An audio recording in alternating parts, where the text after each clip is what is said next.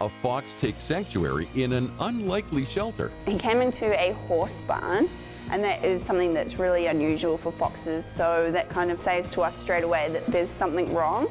9 Virginia opossums are ready to go home. I'm not just going to rip them out there and throw them out in the world because, you know, it's nice for them to be able to kind of get their bearings, take a look around. And it's early fall, and the aviaries at Toronto Wildlife Centre are packed full of songbirds. This room is very, very crowded right now. It's migratory bird season. Crap, he's still hypemic. He has a lot of blood and an ulcer. It's known as the city within a park.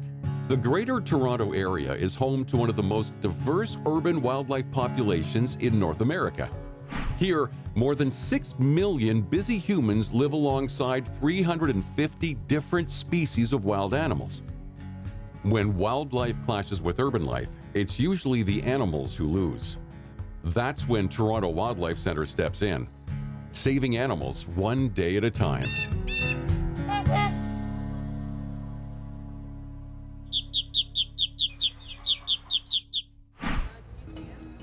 The Greater Toronto Area is home to an active and healthy population of the common red fox. The red fox is the largest of the true fox species, but it's still typically only 35 to 50 centimeters tall. These small, wild canines are usually active at dusk or dawn. And like most city wildlife, they tend to disappear at the slightest sight or sound of humans. Which is why it's unusual to spot one in the middle of the day. But today, Stacy Freeman from Toronto Wildlife Centre's rescue team has been called to a ranch in the GTA to rescue a fox who's been hiding inside an active horse barn. And that is something that's really unusual for foxes, so that kind of says to us straight away that there's something wrong. The owners of the ranch are worried about rabies, but that's an unlikely problem here.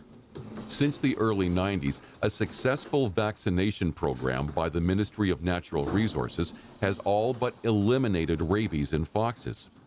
So something else must be wrong. Foxes are usually fast and good at hiding. Catching one is rarely easy. But today, Stacy has been lucky. So the finders were fantastic, and they actually closed him into a horse stall. So it was a perfect situation for me, especially since it was my first fox rescue. Stacy quickly realizes that, like she suspected, something is definitely wrong with this small fox. As soon as I walked in, I could smell the mange. It's a really distinct smell, and working here, you get quite familiar with it. Mange is a skin disease caused by a parasitic mite. It's extremely itchy, and if it goes untreated, it can cause infections that lead to further health complications. One side effect is weakness. He may be weak and small, but he's still bitey, so Stacy approaches with caution.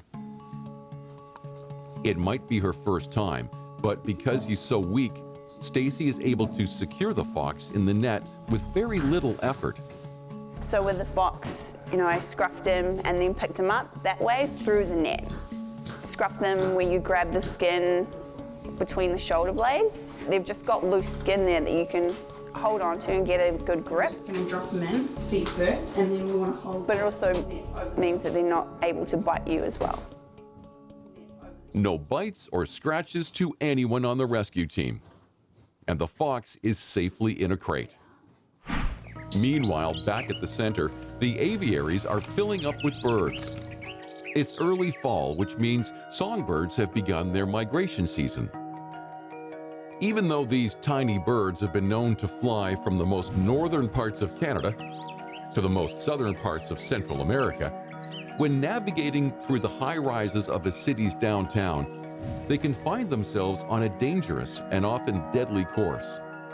Every year, thousands of birds slam into clear glass windows all across the Greater Toronto Area. Sometimes the injured birds arrive here at the center. Those are the lucky ones. This room is very, very crowded right now. It's migratory bird season, so we've got tons of baskets of migratory birds. They're coming through every single day, and a lot of them are hitting windows and becoming injured. Natalie Carvonen is the founder and executive director of Toronto Wildlife Centre. Over the years, she has seen thousands of songbirds come through these doors. Certainly there are days where we admit 50, 60 a day. Our worst day ever, we admitted 180 in one day. Today, like every day, they're actually going through all the different bird baskets and enclosures and actually looking at the birds. So that's done on a daily basis for these birds. So the last thing we want to do is have the birds actually miss their migration. So the millisecond that they're ready to get on to the next step and closer to release, then we want to make sure that we do that for them. Before they're ready to be released, every bird undergoes a physical examination. The rehab team has turned the songbird room into an assessment assembly line, as Wildlife Rehabilitation Manager Lisa Fosco and Rehabilitation Supervisor Ashley Noble try to get through each bird's evaluation as quickly as possible. A big concern with working with birds like this is that they are, like many of our animals, super terrified in captivity. They're tiny, they're fragile, they're just so frightened. So we have to do everything as quickly as we can so that that poor little guy can calm down again and realize that it's okay. Let's see the front of his face. I do not. Okay. He actually looks great. Can I just feel that? Okay, so those guys are done. There's also an oven bird over here that's up to be evaluated to go outside today too. Okay. The assembly line checkup begins with step 1, the eye check. The eye check comes first because a bird with an eye problem can easily fly straight into a wall and further injure itself.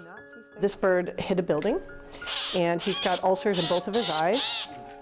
And so I'm just taking a look at him today. We look at these guys every day. So we basically do, I don't know, about 25 physical exams in this room every day. And so I'm basically looking at him today just to see if his ulcers are better and what's going to happen with him as far as progressing.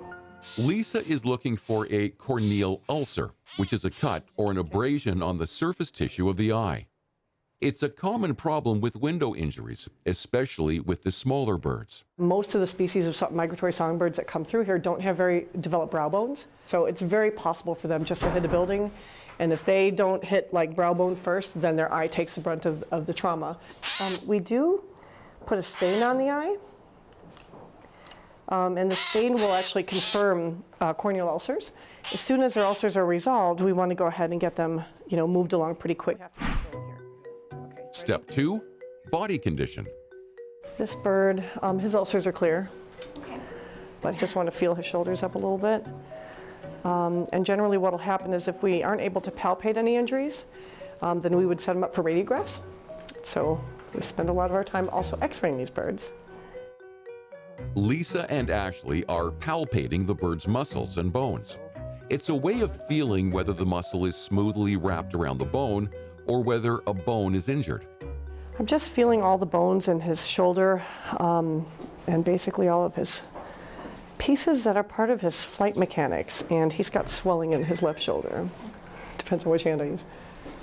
I think he's fine. Okay, I'm gonna go ahead and keep him on pain meds for another day or two, and then we'll evaluate him for an aviary. Yeah, that's the two So sparrows. that one needs to be done. That is one heavy droop. I'm gonna fly him. All right. Step 3, flight test. Out every time.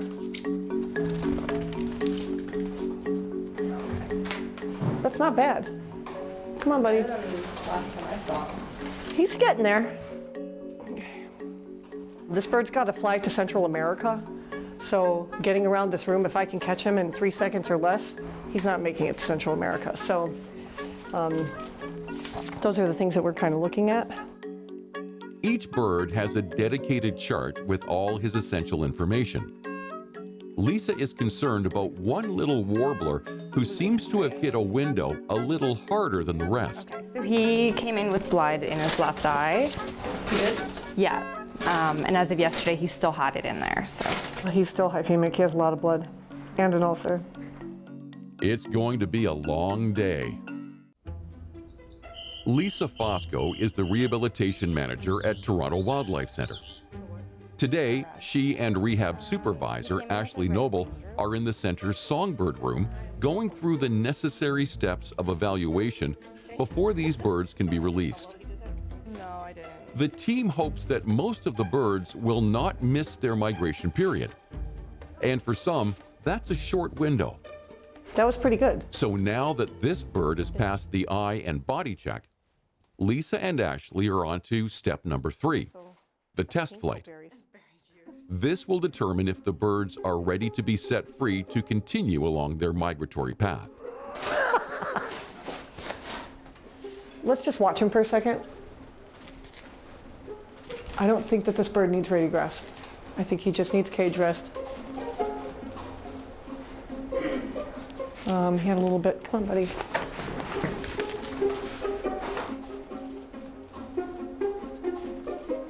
He looks to be holding his wings symmetrically. Yeah, they look pretty good. Good news. One of the songbirds is ready to move on to the outdoor aviary. Now it's time for step 4, banding. So I'm gonna go ahead and band this guy because he's graduating to an aviary right now. So he gets a little leg band so that we can ID him. And he is blue 68. We band him so that when we put him out into the aviary, the big aviary with a whole bunch of other birds, we know who he is. And step number 5, the brown paper bag transfer. This is one of the ways that we contain our songbirds, and we actually prefer this. When the public calls us and they find birds, we ask them to put them in brown paper bags. When they come in, a lot of times people bring them in boxes with holes in them for air, which to a bird is like a telescope. So all they do is stare out at the stress even better, and they can breathe fine through paper. So we like to put them in something small, dark, and quiet. The paper bags are nice because they don't move around a lot. So they stay safe, they stay quiet, they stay relatively calm, providing that we're not moving the bags. The last step before release is a move to the outdoor aviary. Every measure is taken so that these vulnerable creatures are not further injured. Every feather needs to stay intact. I mean, it's survival of the fittest. If they came in this door, they weren't the fittest. So, you know, that puts an even higher responsibility on our shoulders to make sure that we're doing absolutely right by them. Now he can come in and play in the playground with all the other songbirds. For the past 2 weeks, this little fox has been receiving medical treatment. When he first came in, he was covered in scabs all across his face and most of his body. Now, his skin is beginning to heal and his fur is growing back nicely. But sometimes mange can spread from the skin to other organs.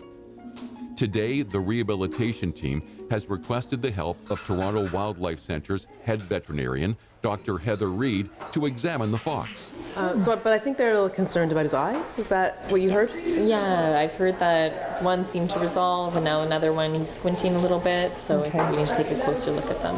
He came in with mange, and so he was missing a lot of fur, had a lot of scabs and scurf all over his body from the condition, was very itchy, and has had quite a few treatments while being here, so we want to make sure that he's actually getting better and that hopefully we can assess when he can be released. So what we really need to look at is overall fur, if it's starting to grow back, if his wounds are starting to heal up, if there's any sign of skin infection, that type of thing. If he's gaining weight, he came in very thin as well, so that's something we'll also assess. He may be suffering from an itchy and painful disease, but that hasn't stopped him from behaving like a fox. Foxes tend to be hyperactive and a little bitey. Just have to be careful, really, when handling them. They definitely can bite, and they certainly try to, but overall, they're a pretty calm animal, and they're mainly just afraid. Want to put him on this towel? Yeah, that's perfect, thanks. Okay. Oh, he's good. What is it, his foot? Yeah, but watch his head there. Okay, buddy. All right, let's just tip that. There we go. Okay, okay. You got his head? Yeah, thank you. Perfect. Fur starting to grow in. Yeah, he's definitely coming along. He looks a lot better than when he arrived. Yeah, much better. Okay, so we need to uncover his face. So he doesn't really have anything too active going on there. Yeah, so I'm looking for any redness, any discharge. He's been noted to be squinting a lot, and that's something that's very typical with mange. A lot of times they do get irritation around their eyes because their eyelids are also affected. And so because of that can irritate the actual eye itself. So he was on treatments for this, but okay.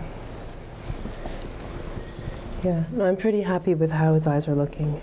So his wounds were over his hip back there.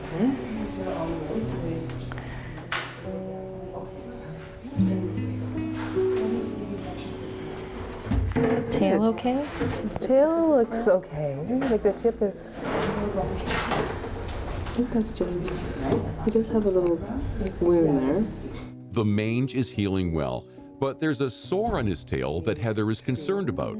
There may be some exposed bone causing discomfort and slowing down the healing process.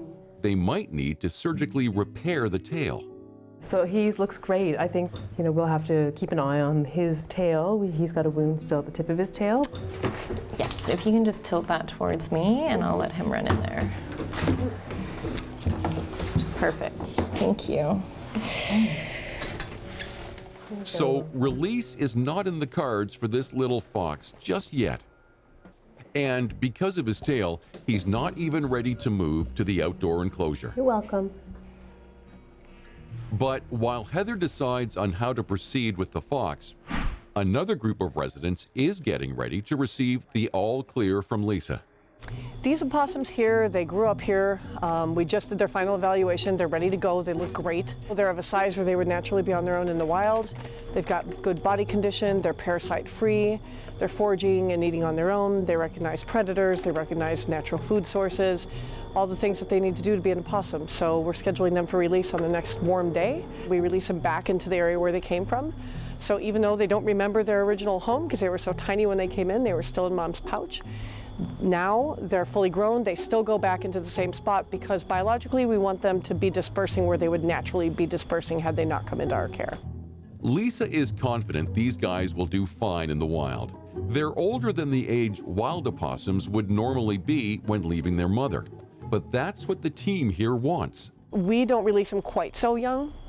And the reason is because one, there's a high mortality and new babies out in the wild, but also because when we look at our statistics and we look at the size of possums that are brought in because people's domestic dogs and cats catch them, that's about the right age.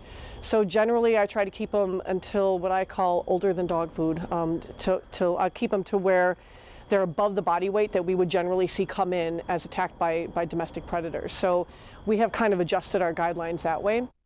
With most of the animals in the center, this would be the last that Lisa would see of them. Animals are normally released by the rescue and release team, but this time, Lisa herself will be taking these guys back to their home in the wild. Outside of Mama's pouch, it's these opossums' first night ever in the wild. The center needs to be extra cautious that the conditions are just right for their release, or these little guys might not survive. A few weeks ago, this young fox came to the center with a nasty case of mange. The treatment for mange is working and his skin is healing, but now the team is worried about something else. In his last assessment, it looked like the bone on the tip of his tail may be exposed. That kind of exposure could leave this fox vulnerable to infection. And in the wild, an infection would probably be deadly. So the medical team has decided to take more aggressive measures. They're prepared to operate if they need to, but Toronto Wildlife Centre staff veterinarian Diana is hoping to avoid that. Anytime we have the opportunity to be less invasive, it's better than being more invasive.